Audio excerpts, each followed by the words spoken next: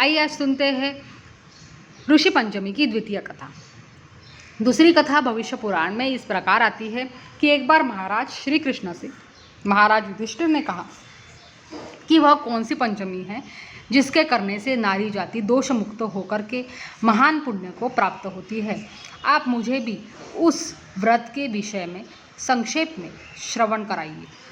तब भगवान श्री कृष्ण जी ने कहा, हे राजन, भाद्रपद शुक्ल पक्ष की ऋषि पंचमी का व्रत रहने से नारी रजस्वला दोष से मुक्त होती है, क्योंकि जब इंद्र ने वृत्तासुर को मारा था तब ब्रह्म हत्या का एक भाग नारी के रज में, दूसरा नदी में, तीसरा भाग पर्वतों में, चौथा भाग अग्नि की प्रथम ज्वाला में विभक्त कर दिया।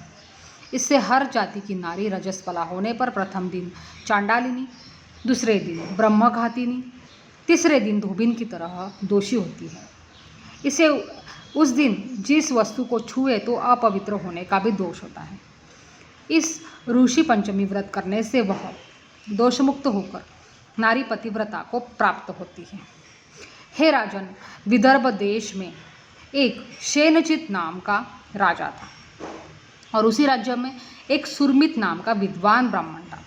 उसकी पत्नी जयश्री, जो एक दिन रसोई घर में रजस्वला धर्मों को प्राप्त हो गई और वह समयानुसार भोजन आदि वस्तु छूती रही। इस प्रकार समय पाकर दोनों पति पत्नी की मृत्यु हो गई। मरने पर उस ब्राह्मणी का कुतिया का जन्म हुआ और ब्राह्मण को बैल का जन्म लेना पड़ा। पर इन दोनों को अपने तप के प्रभाव से पूर्व जन्म की बातों का स्मरण बना रहा और यह दोनों प्राणी अपने पुत्र के घर में पले। एक दिन पितृपक्ष में ब्राह्मण कुमार ने अपने पिता की श्राद्ध तिथि में विधि के साथ ब्राह्मण भोज रखा और अपनी पत्नी से स्वादिष्ट पकवान खीर आदि बनवाकर तैयार किया। तभी दुर्भाग्यवश एक सांप ने उस खीर में जहर उगल दिया।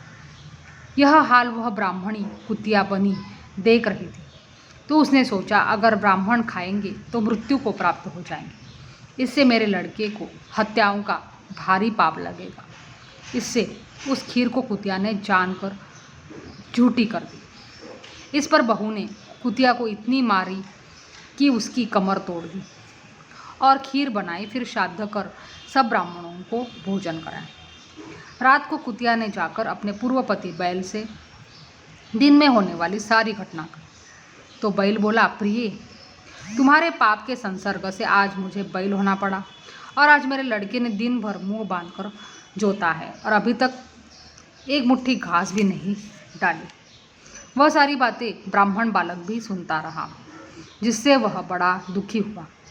दोनों माता पिता को भोजन देकर वह चला गया और वहाँ ऋषियों से दंडवत करके पूछा कि महाराज, मेरे माता पिता कुतिया और बैल की योनि में हैं, वह किस प्रकार इस योनि से छुटकारा पा सकेंगे। तो ऋषियों ने बताया कि तुम्हारे माता पिता ने रजोधर्म दोष में कुतिया और बैल की योनि पाई है। इससे तुम घर जाके विधि विधान के सहित भाद्रपद शुक्ल पक्ष की पंचमी का व्रत करके उसका फल अपने माँ बाप को समर्पण करो, जिससे वह पशु योनि से मुक्त होकर स्वर्ग की प्राप्ति करे। मुनियों से विधि सुनकर ब्राह्मण पुत्र ने घर आकर विधि विधान के सहित भाद्रपद शुक्ल पक्ष की पंचमी को ऋषि पंचमी व्रत किया और श्राद्ध से उस व्रत का फल अपने माता पिता को समर्पण किया, जिसके प्रभाव से वह इस क्रूर योनि से छुटकर दिव्य देव विमान पर आरूढ़ होकर स्वर्ग को प्राप्त हुए।